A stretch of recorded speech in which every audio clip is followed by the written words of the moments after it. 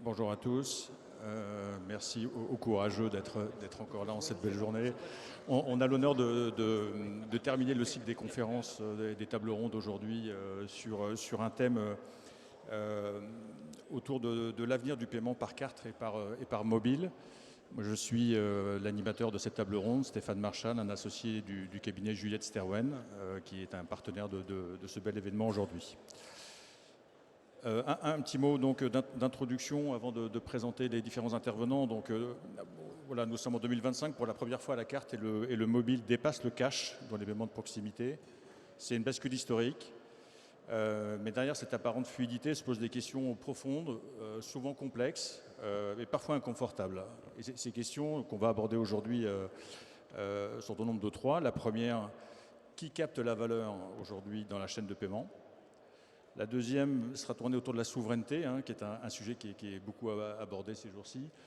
L'Europe peut-elle encore défendre sa souveraineté face aux standards dominants qui viennent souvent malheureusement d'ailleurs? Et notre dernier thème sera au-delà de la carte et du mobile, quel futur dessinons-nous pour l'expérience de paiement? Donc autour de la table, nous avons trois intervenants qui viennent d'acteurs complémentaires, un scheme national historique, une infrastructure de référence, une grande banque au cœur de la relation client. Et tous les trois vont nous aider à éclaircir ces trois grandes questions. Peut-être pour commencer, je vous laisse vous présenter. Cathy, si vous voulez vous présenter. Allô? Oui. Vous m'entendez? Ah oui, ça résonne. Oui, donc Cathy Ventrimpon, donc je travaille à la STET, qui est de l'infrastructure de paiement retail française. Est-ce que vous voulez que je parle de l'activité de STET? Allez-y, en quelques mots, Allez, oui, pour ceux qui ne vous connaissent pas. c'est pour la fin de journée. Alors la STET, c'est cinq principales activités, un peu comme les 5 doigts de la main. D'une part, un métier de compensation, puisqu'elle assure la compensation de tous les paiements en France et en Belgique, donc vos paiements. C'est le règlement des instant payments, donc avec la nouvelle réglementation cette année. C'est un métier de switching de toutes les autorisations CB, à peu près 13 milliards d'opérations en 2024. C'est aussi une activité de lutte contre la fraude, puisqu'on assure tout le scoring des opérations carte bancaire, pour le compte de carte bancaire. Et enfin, le métier de tokenisation. Et en 2024, donc 2025, je pense qu'on aura à peu près 1 milliard de paiements tokenisés en France. Voilà. Merci Cathy. César? Merci. Bonjour, je suis César Langelet, je suis directeur général délégué de BPCE Payment Services. BPCE Payment Services, c'est la filiale du groupe BPCE en charge des paiements. Nous sommes processeurs pour le groupe, donc pour les banques populaires et pour les caisses d'épargne évidemment, et aussi pour un certain nombre de clients que nous avons en direct, et de plus en plus de clients d'ailleurs que nous traitons en direct. C'est une partie importante du développement de notre chiffre d'affaires. On traite l'ensemble des produits de paiement sur la monétique, que ce soit en émission de cartes. On a un peu plus de 30 millions de cartes en gestion. Côté commerçant, avec l'acceptation, l'acquisition et l'ensemble des flux aussi du SEPA, du INST, demain du Wiro. Merci. Philippe? Bonjour, Philippe Lelani, administrateur, directeur général de Carte Bancaire. Carte bancaire, c'est le scheme français, carte et mobile, je préciserai ça tout à l'heure. C'est 2/3 de la consommation journalière des ménages français. C'est environ 80% des paiements par carte et mobile chaque jour en France. Ça rassemble toute l'interbancarité à la fois française. Il y a 85 membres, donc les banques françaises, mais aussi des acteurs intermédiaires ou pas intermédiaires d'autres banques internationales. Je pense à Stripe, Adyen, JP Morgan Chase, etc. Et au-delà des collèges bancaires et processeurs paiement, il y a un collège qui s'appelle les titres restaurants dématérialisés avec tous les acteurs sur ces services-là. Donc on a 85 membres et c'est issu d'une décision historique de l'État en 1984 sous l'égide de Pierre Bérégovoy pour réunir les bleus de Visa et les verts de Mastercard, mais pour les intégrer sous le logo carte bancaire qui aujourd'hui est bleu, blanc, rouge et dont j'essaie de rappeler l'histoire. Merci Philippe. Notre premier thème donc autour de la valeur. Comment on capte la valeur aujourd'hui sur la chaîne des paiements et surtout comment elle évolue avec la montée en puissance des nouveaux usages. le développement des wallets, le développement des nouveaux acteurs. La première question donc, est pour vous, peut-être Philippe. CB est au cœur du dispositif. Hein, c'est une plateforme qui structure le marché depuis des décennies. Aujourd'hui, il y a des challengers qui arrivent, les wallets, des super apps, des systèmes fermés. Est-ce que comment CB peut continuer à créer de la valeur pour l'écosystème français dans ce nouvel environnement?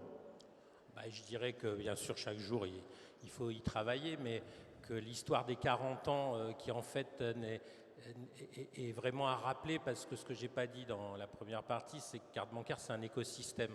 C'est à la fois des banques, mais aussi des industriels du paiement français historique, et c'est aussi des commerçants qu'on associe. Et l'ensemble de cet écosystème des paiements français, depuis 40 ans, travaille avec et dans l'interbancarité française. Et CB, c'est aussi pas un scheme, c'est une plateforme.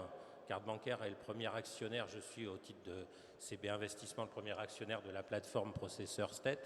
Et nous avons des filiales qui permettent à la fois de tester ces élites, d'intégrer ces franchises et de certifier l'ensemble de la chaîne des paiements. Donc clairement, écosystème, plateforme bout en bout, et surtout, je réponds à la question, on n'est pas que carte, on est carte mobile. Et clairement, par rapport à nos amis allemands, où PayPal a 70% du e-commerce, aujourd'hui en France, CB c'est plus de 80% du e-commerce, et la carte c'est... Et surtout, dans les paiements mobiles, qui, je ne le rappelle, tu as cité les titres, les pourcentages. Aujourd'hui en France, il faut quand même qu'on regarde la réalité. Les paiements en France au quotidien, c'est 48% de la carte, 43% du cash, et c'est 4% des paiements mobiles. Et 5% encore de chèques et de virements dans la partie retail. Donc cette réalité, elle existe, il n'y aura pas de grand soir. On a mis 10 ans pour développer le sans contact, donc le mobile, ça n'est que 4%. Mais où je veux en venir, c'est que le mobile en France, il est fait sur les rails cartes, à plus de 90%, voire 100%. Et ce qui est totalement différent de nos amis allemands. Autre différence, la chaîne du sans contact. Si je prends nos amis italiens, ils ont totalement loupé le sans contact. Le scheme italien est à 20% de part de marché. Nous, on est à 80% de part de marché avec l'interbancarité française. Ce qui fait qu'on n'a pas perdu de valeur sur le sans contact. On ne perdra pas de valeur sur le mobile. On ne perd pas de valeur sur l'e-commerce.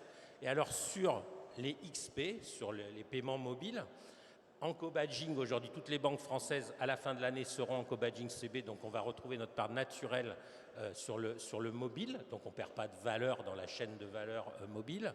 Et sur les wallets, Martina Weimert n'est pas là, mais clairement, les banques françaises soutiennent Wero. Et c'est là où j'arrête pas de dire qu'il y a une complémentarité et pas une concurrence entre les deux. Il est évident que j'attends de mes voeux le Wero Pay. C'est-à-dire que CB intègre ou s'intègre sur Apple Pay, Samsung Pay, Google Pay cette année, avec les banques et avec les titres restaurants dématérialisés, parce que tout le monde sera dessus, et on s'intégrera sur Wero Pay demain sans aucun problème. Donc, j'ai pas de crainte sur la perte de valeur à court terme. Il faut y veiller tous les jours. Et surtout, je voulais appuyer sur ce modèle bénéfique de l'interbancarité française qui rassemble les acteurs et qui est unique en Europe. C'est pas pour se vanter, et c'est pour ça qu'on a relogué CB non pas en bleu et vert Visa Master, mais en bleu, blanc, rouge, parce que CB c'est un réseau, c'est des rails cartes, mais aussi mobiles et aussi e-commerce, opérés par la STET en conformité et vraiment en intégrité et en souveraineté française. Il faut le rappeler, le paiement c'est vital, et nos amis espagnols, au-delà de l'électricité, s'en sont un peu rendus compte sur le blackout d'avant-hier. Merci Philippe. Justement, si on rebondit au niveau de la STET, la STET dont le modèle en fait consiste à avoir une infrastructure qui soit le plus industrialisée possible et le plus standardisée. Dans cet environnement qui évolue, comment fait-on pour maintenir une valeur ajoutée européenne dans l'infrastructure et voilà, sans être réduit à un rôle de commodité, puisque la STET par définition est un acteur crucial mais peu visible des chaînes de paiement. Alors, oui, commodité.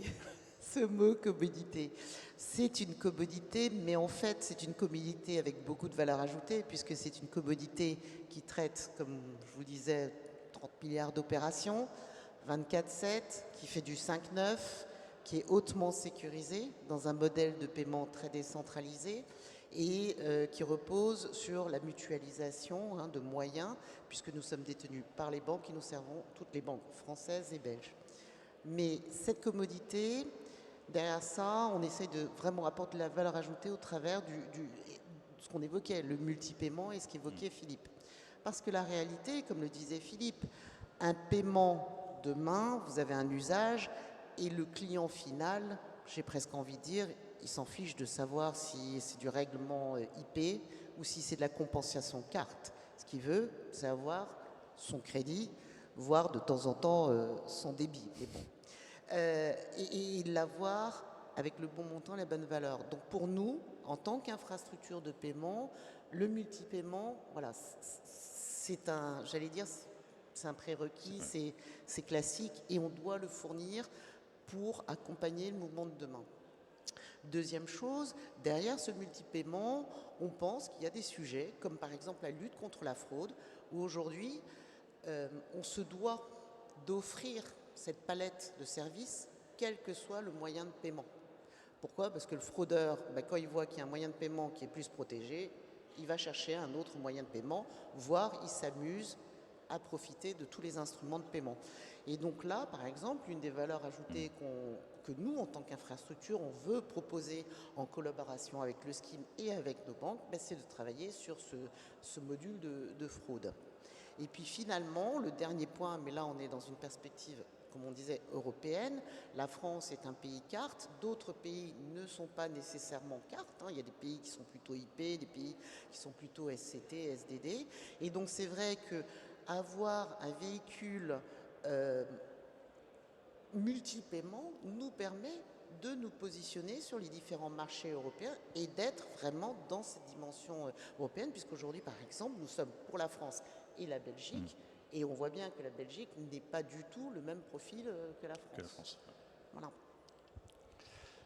Merci Cathy. César, si maintenant on se positionne du point de vue de l'acteur bancaire, et BPCE, vous le rappeliez tout à l'heure, est un des leaders, ou le leader d'ailleurs français sur certains segments du marché, on a coutume de dire que la pression est plutôt forte sur les paiements pour les banques parce que les nouveaux entrants habituent les clients à des expériences qui sont parfois plus fluides, plus rapides, plus gratuites. Et les banques doivent continuer à absorber des coûts qui sont croissants sur l'innovation, sur la conformité, sur l'interconnexion. Voilà, comment une grande banque comme BPCE peut continuer à créer de la valeur des paiements, et est-ce que cette valeur est encore amenée à augmenter dans le temps? On a une conviction qui est particulièrement forte, c'est que pour continuer à faire face à ces challenges sur l'innovation, sur la conformité, aussi sur les coûts, parce que le paiement, ça coûte de plus en plus cher, c'est qu'il faut qu'on reste maître de nos actifs et il faut qu'on soit le plus possible sur la chaîne de valeur. Et là-dessus, je pense qu'on a un écosystème en France qui est particulièrement pertinent, et notamment nous en tant que banque, c'est-à-dire qu'on est une banque qui a un PSP, BPCE PS, qui est sur une très grosse partie de la chaîne de valeur.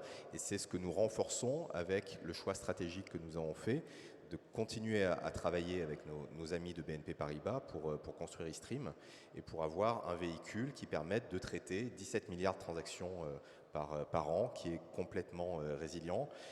Aujourd'hui, on touche du bois, mais on n'a pas de sujet de performance des paiements. C'est-à-dire qu'aujourd'hui, quand vous payez avec votre carte, vous payez en CB, ça fonctionne. Vous ne posez pas la question de savoir ça va fonctionner, ça ne va pas fonctionner, y compris sur Internet.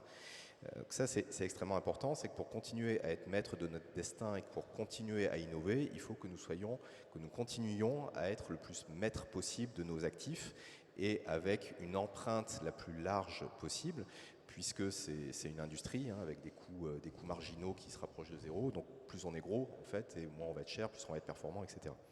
Donc ça c'est la première conviction.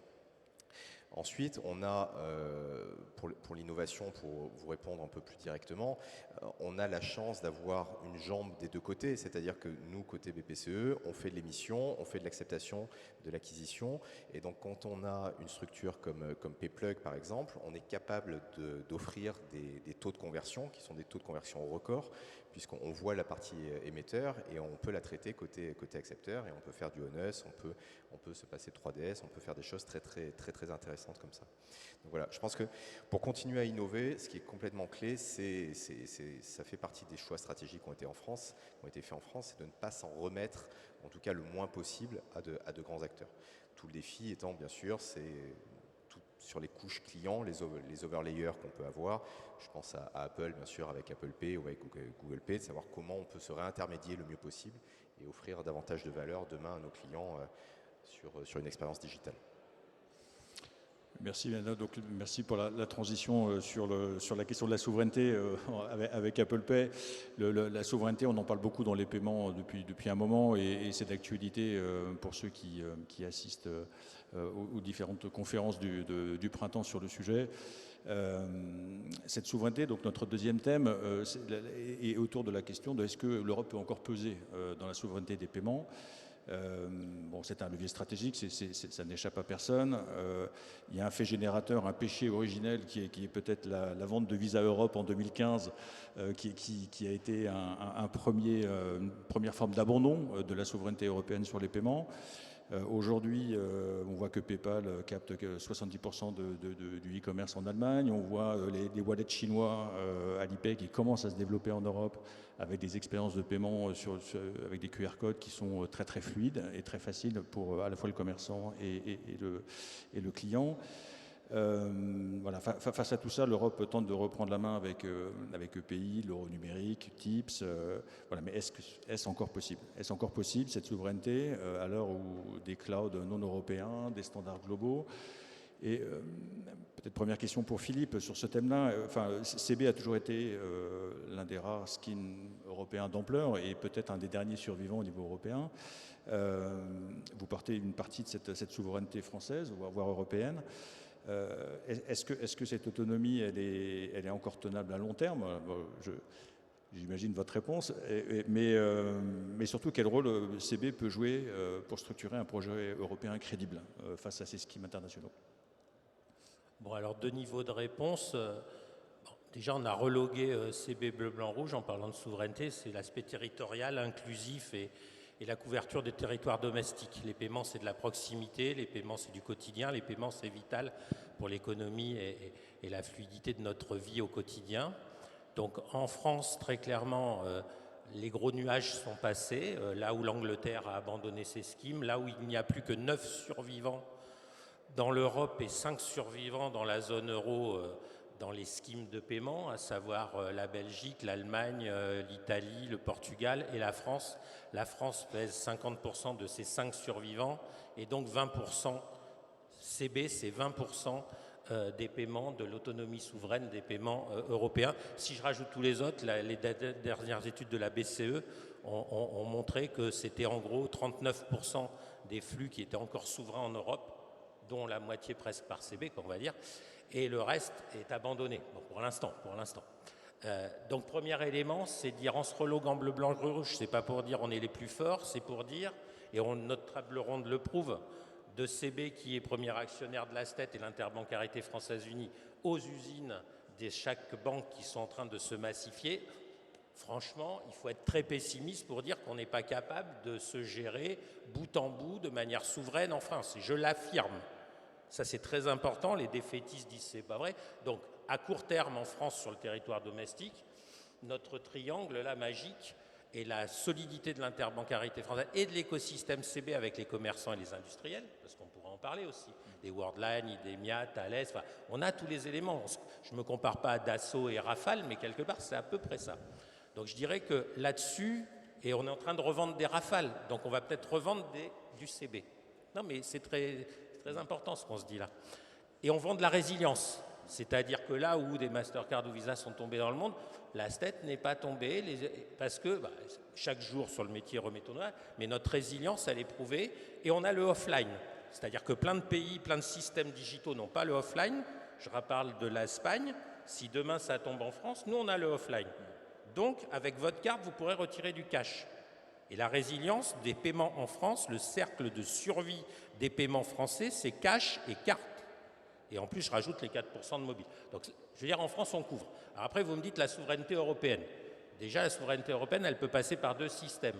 Elle peut passer par un élargissement de la souveraineté avec l'instant de paiement et les wallets. C'est Wiro. Il faudrait que Wiro, pour qu'on supporte pour la France et qui peut s'interconnecter peut-être avec Europa, enfin voilà. Et je rêve du WIROP pour, voilà, comme ça on aura vraiment l'ensemble qui se raccordera par le cercle instant de paiement avec un multi-paiement entre cartes, que ce soit des rail cartes ou de l'IP, le consommateur final, il s'en fout, soyons clairs. Bon. Et derrière, on peut en plus mutualiser, Cathy l'a dit, des éléments de service comme la fraude et tout, il n'y a pas de sujet. Donc, derrière, est-ce qu'on peut interconnecter les cartes entre systèmes survivants? Déjà, interconnecter des systèmes qui n'existent plus, il ne faut pas y penser. Par contre, ce qu'on peut penser pour les 20 pays qui n'ont plus de scheme, mais c'est à leur demande, les Bulgares, les Russes, les Égyptiens, les Chinois sont venus consulter CB dans le passé pour créer leurs schemes nationaux, puisque nous on l'a créé en 84, donc on a un peu d'expertise. Et donc on est tout à fait ouvert à ce que des schemes, on l'a fait pour plein de schemes que j'ai cités en termes de services, il y a peut-être des possibilités de schemes souverains à recréer sur la base d'un modèle by CB ajusté, quoi, voilà. Et puis après les interconnexions de scheme cards, je dirais qu'aujourd'hui, ils n'ont pas été évoqués parce qu'il faut que ça soit du bilatéral. S'interconnecter avec un Belge, un Italien ou un Allemand, il faut que ça soit, ou un Portugais, puis c'est les seuls survivants, hein, je rappelle. Ce n'est pas la même chose dans chaque pays. Et puis nous, Interbancarité Française, pour l'instant, on soutient la démarche par Wiro, quoi. C'est très clair. Mais qui est complémentaire, je dis. Donc la souveraineté, elle existe. Dernière chose, et j'en finis, c'est que pour asseoir la souveraineté, il faut amener des volumes. Il faut massifier. Et donc moi, mon vœu, et c'est pas mon vœu, c'est dans la feuille de route, le gouverneur va venir tout à l'heure, dans la feuille de route 2030 des paiements, le CNMP appuie le co-badging, qui est le meilleur des deux mondes, puisque quand vous êtes co-badgé sur une carte, vous avez CB et vous avez Master ou Visa ou une autre marque, et toute opération faite en France est bout en bout française. Et ça, il faut le rappeler. Et donc le co-badging étant le meilleur des deux mondes, aujourd'hui CB c'est 77 millions de cartes en France, il y en a 33 millions qui ne sont pas co-badgés. Mon rêve, c'est, ben voilà, horizon 2030, si tout le monde est co-badgé, c'est 110 millions de cartes qui seront chez CB. Aujourd'hui, CB, c'est 680 milliards d'euros par an. Eh bien, s'il y a 33 millions de cartes, on peut viser les 1000 milliards d'euros par an. Donc, cette souveraineté, c'est aussi cultiver l'unification des tribus là, sur notre périmètre domestique. Ça, c'est mon boulot. Enfin, c'est mon boulot, c'est ma mission. Et après, tendre la main à Wiro en complémentarité et tendre la main à des éventuelles interconnexions ou du marque blanche, du CB marque blanche pour des pays qui n'ont pas de scheme. On peut aider aussi des pays qui... Il y en a 18 ou 18, on est 27, il y en a 9 qui ont encore un scheme, donc on peut peut-être faire des choses.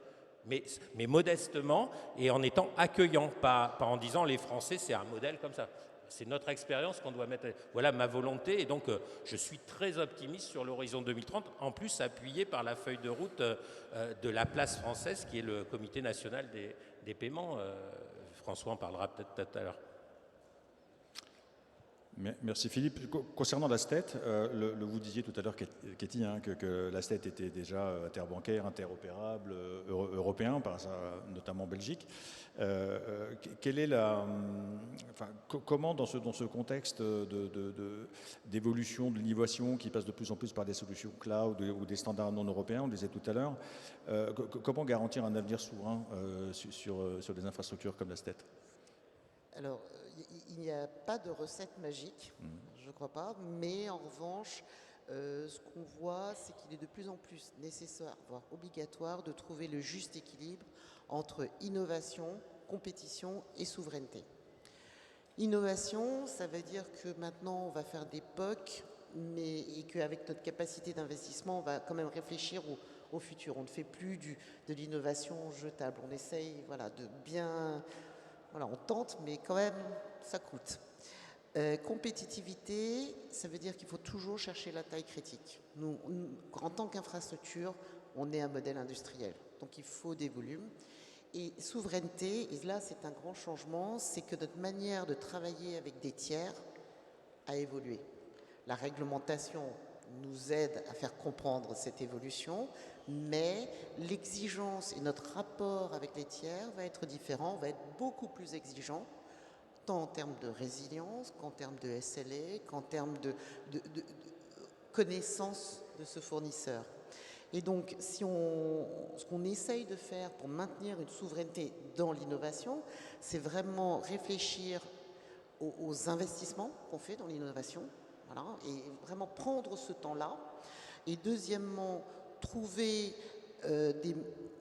instaurer de nouvelles manières de travailler avec des tiers et finalement essayer autant que faire se peut d'aller chercher l'alignement d'intérêts au sein de notre communauté française par exemple, pour créer cette taille critique et cette adhésion de tout le marché.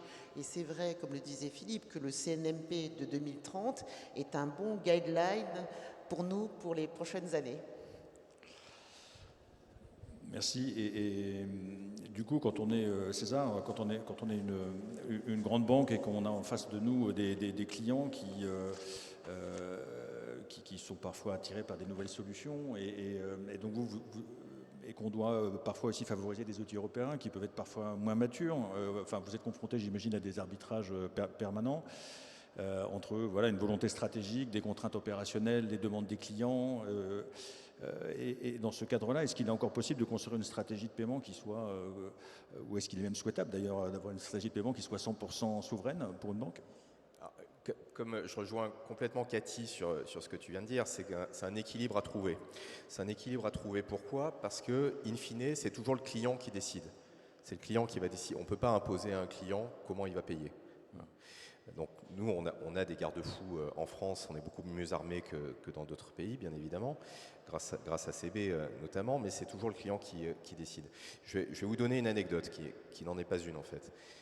Nos applications bancaires, nos applications mobiles Banque Populaire et Caisse d'Épargne sont notées 4,7, 4,8 sur les stores, sur 5, donc ce qui est une très bonne note. On a regardé la note que donnaient les clients qui réclamaient Google Pay. On était à 2. C'est-à-dire qu'un client qui aimait bien notre app, qui fonctionne très bien, mais qui voulait Google Pay, nous bâchait sur les stores systématiquement en nous mettant des mauvaises notes, en nous mettant du 0, du 1. Voilà. Donc on finissait à 2 en moyenne.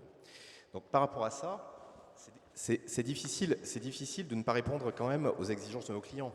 Un client qui souhaite pouvoir payer en Google Pay, on va lui offrir du Google Pay. Après, si on lui offre du Google Pay avec du CB à l'intérieur, c'est un peu mieux quand même.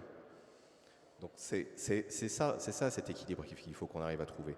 Donc on participe en tant que groupe BPCE, on participe massivement à ce développement de CB, donc ça passe par la tokenisation, Philippe l'a dit, c'est un des drivers aujourd'hui sûrement les plus puissants puisque le paiement mobile prend tous les mois davantage d'ampleur. On le voit avec des solutions comme Google Pay, on le verra demain avec Wero, on le voit d'ailleurs déjà avec Wero, même sur le P2P, ça prend très très fort.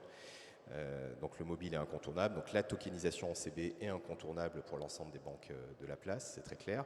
Ça passe par la sécurité aussi, je pense à CPACE là, pour les kernels, pour les puces. Puisque la France, c'est le pays de la puce, c'est le pays de la puce, c'est le pays d'Airbus, c'est le pays des TGV, c'est le pays des Rafales, mais c'est le pays du paiement aussi, c'est le pays quand même de Moreno, de la puce, et plus largement des infrastructures de paiement. Voilà, donc je pense qu'il y a un équilibre à trouver, il n'est pas complètement facile, bien sûr, à atteindre. Après, il passe par des actifs qui sont des actifs souverains. C'est surtout ça qui compte aujourd'hui, c'est de faire qu'en sorte, après, nos rails, on parlait de rails dans une conférence précédente, que nos rails restent des rails alors, domestiques aujourd'hui, ou en tout cas européens. C'est ça qui fait la différence in fine.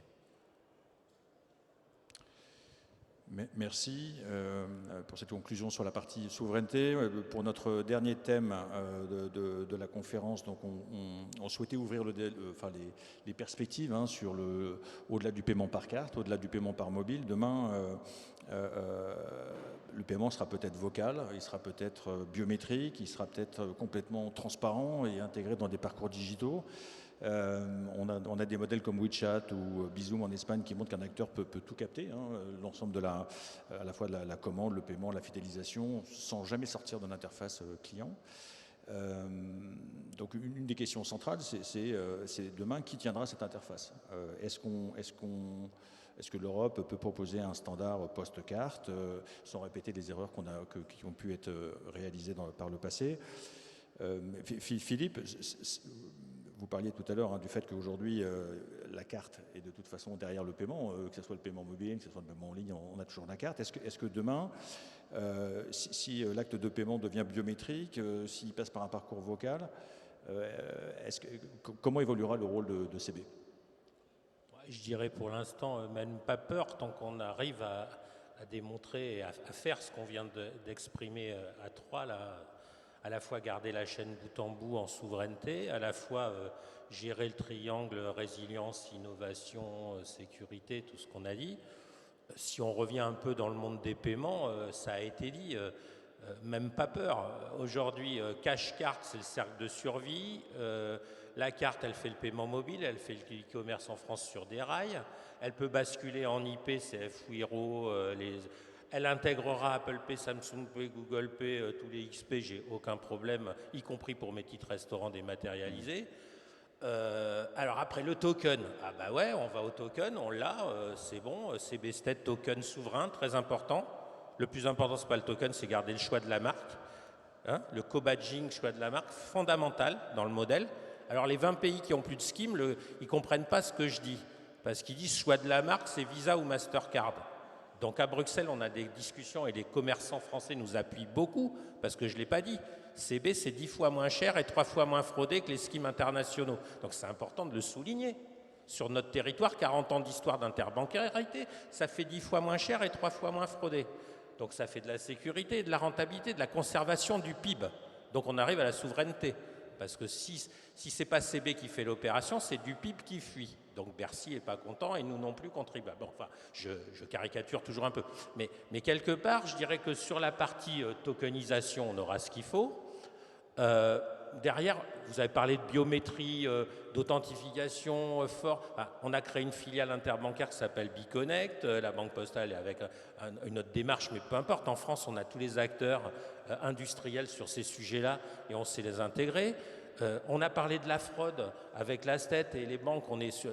J'ai fait un fort investissement avec Carte Bancaire sur l'intelligence artificielle avec un des acteurs qui est dans la salle, la FITZAI, etc. On est en souveraineté puisque c'est un acteur européen. Je dirais que j'ai pas sur tous ces éléments-là, j'ai aucune crainte. Après, c'est la guerre des Gaulois ou des Européens, on peut se détruire nous-mêmes, hein, ça c'est autre chose. Mais par contre, sur la capacité à conserver l'ensemble de l'innovation, j'ai pas de creux. Après, je vais sur le quantique et la cryptographie, j'ai pas de creux non plus. On a déjà allumé ça et c'est à 5, 10 ans ou 15 ans. Bon, après, il faut contrôler l'arrivée des GAFA. C'est pour ça que je parlais de Wiro et tout. C'est-à-dire qu'il faut toujours regarder celui qui va encapsuler tout le monde. Il faut aussi regarder les nouveaux acteurs. On a parlé de certains banquiers, et à juste titre, disaient pourquoi. C'est vrai qu'on a vu Stripe, Adyen, on a vu des acteurs intermédiaires se développer, en capitaux peser plus lourd que les banques, d'ailleurs, souvent maintenant. Arrivent de nouveaux acteurs, c'est les orchestrateurs et tout. Bon, tout ça, à l'interbancarité française et européenne de s'en occuper, mais je dirais que vu de la situation actuelle, et je répète, il n'y aura pas de grand soir dans les paiements. Je rappelle que le sans contact, on l'a lancé en 2012 et que c'est un peu grâce au Covid qu'il s'est accéléré. Moi, quand je suis arrivé à CB, il y avait 600 millions de transactions par an sans contact. Aujourd'hui, il y en a plus de 7 milliards. Donc on passe de millions en milliards. Et merci l'ASTET et les banques, la scalabilité de notre plateforme, même pas peur, il n'y a pas eu d'incident, on digère les milliards de transactions, donc on saura digérer des milliards de transactions, y compris qui auront été authentifiées par vocal, c'est pas un sujet, c'est pas le sujet central. Le dernier sujet central d'innovation, il n'est pas là. J'ai parlé du offline, il est dans notre capacité à gérer des crises, des résiliences, je reviens aux Espagnols, de gérer des attaques, cyber, etc. Et donc clairement, il faut qu'on sécurise, qu'on se mette en état plus que de veille, la veille étant l'état avant le sommeil, il vaut mieux se mettre en état vraiment de pré-crise et savoir sécuriser notre résilience. Et là encore, je répète, le multipaiement est pour la France le scénario qui est indiqué par le CNMP de cercle de survie, carte cash, la carte englobant le mobile et le e-commerce, nous protège, nous Français, est un bon modèle de souveraineté et d'innovation pour l'Europe. Et on peut faire de l'innovation là-dedans, mais innovons aussi dans la sécurité et la résilience de nos systèmes. N'innovons pas que dans les services aux consommateurs. J'adore les geeks, on est aujourd'hui, et moi je le suis moi-même, le Bank Tech Day, mais aujourd'hui on est quand même en guerre, on est quand même en recherche de souveraineté, en recherche d'économétrie forte sur des masses importantes pour les paiements qui sont vitaux pour notre économie, assurons déjà ça avant d'assurer le service du geek qui fait 0,2% du truc et qui sera là dans 2050. On a des choses à faire sur cette sécurité, je tenais à le dire aussi, mais surtout le reste, on est déjà prêt, donc la tokenisation et tout, même pas peur. Cathy, Philippe rappelait la capacité qu'a eu la STED d'absorber des grands volumes, hein, notamment très rapidement sur le sans contact. On parle depuis tout à l'heure de tokenisation, de paiement biométrique. Voilà, comment la STED se prépare à ces nouvelles technologies, ces nouveaux usages et à l'évolution des infrastructures? Alors, pour la STED, de toute façon, à la fin, que ce soit de la biométrie vis-à-vis du client, nous, on est un opérateur de back-end, donc on restera toujours très focalisé sur les volumes, la sécurité, la résilience, la performance, etc. Je crois qu'en termes d'infrastructure, première chose, en termes de technologie, ce qu'on est en train de voir, et on reste très humble par rapport à ça, on n'a pas la boule de cristal et on ne sait pas tout. Je crois qu'il faut rester très humble. Ce qu'on est en train de voir, c'est que les systèmes d'information, en particulier dans les infrastructures, sont très monolithiques, très silotés, et on voit bien qu'on est en train de vivre cette transformation avec, comme le disait Philippe, un modèle d'orchestration et un modèle beaucoup plus ouvert. Donc ça, c'est cette évolution-là qu'on prépare. C'est pas du jour au lendemain qu'on casse tous les monolithes, mais je pense que ça s'accompagne dans le temps. Ça, c'est la première chose. La deuxième chose, qui est au niveau de la sécurité et qu'on voulait partager avec vous, et de la résilience, c'est que tous les modèles qu'on avait jusqu'à présent, c'était des modèles alors de maîtrise des risques sous forme, alors on parle souvent d'un château fort. Voilà, on est un système protégé, on protège tous vos paiements, donc c'est un château fort avec un pont-levis, et voilà, c'est avec de grands murs. Et en fait, ce qu'on est en train de vivre, c'est, et là, il y a un sujet d'innovation et aussi de manière de penser, c'est on passe d'un modèle de château fort à un modèle aéroport. Quand vous regardez la sécurité dans un aéroport, il y a plein d'endroits où les gens peuvent rentrer. Et en fait, c'est de repenser le système d'une autre manière. Vous ne pouvez pas tout fermer et laisser juste une petite porte ouverte. À certains endroits peut-être, mais pour répondre à ce besoin d'innovation, vous serez obligé de repenser votre modèle sans mettre en risque certains fondamentaux. Nous, par exemple, je vous dis, nos services critiques, ils sont on-prem, ils resteront on-prem parce que c'est une question de souveraineté, on a fait ce choix-là. Donc ça, c'est le deuxième sujet, c'est la sécurité. Et le troisième, c'est bien sûr l'innovation de type intelligence artificielle, mais aussi crypto-quantique, comme le disait Philippe, où là, on se prépare pour la période à venir. Donc ces trois piliers font qu'on avance j'allais dire, le plus important, c'est d'avancer de manière pragmatique, sans... Voilà, il n'y a pas de buzz, mais il faut surveiller. Passer d'un mode château fort à un mode aéroport, et ça c'est vraiment un enjeu très très fort parce que c'est une autre manière de penser, c'est beaucoup de transformation, et finalement continuer à faire évoluer les monolithes sans les détruire. Dernière question pour César. César, vous rappeliez tout à l'heure que le client était d'abord le premier donneur d'ordre en fait dans les paiements. Donc BPCE doit anticiper, comme toutes les grandes banques, à la fois les nouveaux comportements, sécuriser les parcours existants. Comment vous préparez-vous à la bascule vers potentiellement un paiement qui deviendrait invisible? Est-ce que c'est une opportunité pour renforcer la relation client, ou est-ce que c'est un risque d'être complètement désintermédié demain? Là-dessus, j'aimerais dire deux choses. Je pense que déjà, il ne faut pas opposer ce qu'on appelle le facteur de forme, c'est-à-dire la carte, le smartphone, peut-être demain le vocal, j'en sais rien, au rail qui est derrière. Et là-dessus, on est extrêmement bien équipé avec les actifs dont on parle depuis une demi-heure maintenant, avec STED, avec CB, avec tout cet écosystème français qui fait qu'on est compatible avec le futur d'une certaine façon. Donc ça, je pense qu'on n'a pas à être inquiet là-dessus, et comme le dit Philippe, même pas peur. Je pense que là-dessus, on est vraiment très très bien équipé. Ça, c'était la première chose. Après, par rapport à l'invisibilité du paiement, moi, je préfère parler de paiement intégré pour demain et même pour aujourd'hui. Je pense que la tendance, elle est plutôt que de faire disparaître le paiement, c'est plutôt de mettre du paiement là où sont nos clients. Je vais vous prendre un exemple très concret. Il y a la facture électronique qui est en train de se développer en France sous une impulsion réglementaire notamment. Aujourd'hui, il y a toute une foultitude d'acteurs qui proposent de la facture électronique et qui proposent du règlement via un wallet qui est chez eux, qui est hébergé chez eux. Si on ne fait rien, on désintermédie la banque. Si on agit, on repositionne la banque et on repositionne le paiement au cœur de l'écosystème, au cœur de là où sont nos clients. Donc plutôt que de chercher à faire disparaître le paiement, on va plutôt aller mettre du paiement à différents endroits. Et plus seulement du paiement là où on l'attend dans une transaction classique, mais dans d'autres systèmes. Ça peut être pour émettre une facture, pour régler une facture dans un outil comptable. Ça peut être dans tout un ensemble de suites logicielles. Si on regarde Airbnb, par exemple, un des gros business d'Airbnb aujourd'hui, en tout cas une des grosses parties de la création de valeur, pour eux, c'est de générer, en fait, de régler leurs commerçants, c'est-à-dire les hôteliers, les gens qui hébergent, sous forme de carte de paiement virtuelle. Une des très très grosses sources de revenus de Airbnb aujourd'hui est faite en fait sur les interchanges qu'ils vont prendre sur ces cartes-là. Voilà. Donc c'est d'arriver à mettre du paiement un petit peu partout. Et juste une dernière chose pour parler rapidement du groupe par rapport à l'innovation et savoir comment on est organisé. Nous, on a fait le choix il y a quelques années déjà de mettre les paiements et le digital dans la même direction. C'est une direction qui s'appelle Digital et Paiement, tout simplement.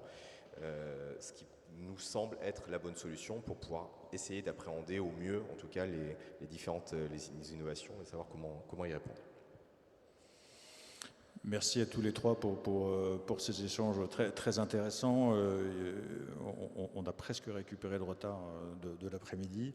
Peut-être pour conclure, je voudrais retenir peut-être 3 mots de chacun. Le BPCE, l'attention portée aux clients et puis cette stratégie très volontariste et très même en avance sur les paiements. Pour la STED, peut-être l'image, et merci pour cette image, Cathy, du château fort et de l'aéroport, qui est quand même très parlante et qui nous projette bien dans les problématiques que peut avoir la STED. Et puis finir peut-être, Philippe, si vous en êtes d'accord, avec le même pas peur de CB sur les enjeux de souveraineté et sur le fait que nous sommes prêts collectivement à affronter ces défis. Merci à tous les trois. Merci.